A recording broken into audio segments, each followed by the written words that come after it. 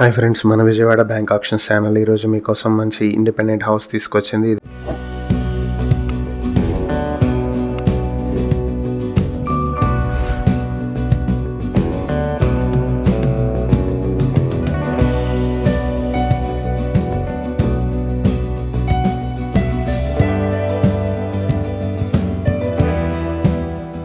ఇది విజయవాడ కేసరపల్లిలో ఉన్నటువంటి independent house. ఇది వెస్ట్ ఫేసింగ్ లో 159 స్క్వేర్ యార్డ్స్ లో ఉంటుంది. ఈ ప్రాపర్టీ కేసరపల్లి గన్నవరం హైవేకి 40 మీటర్ల దూరంలో ఉంటుంది.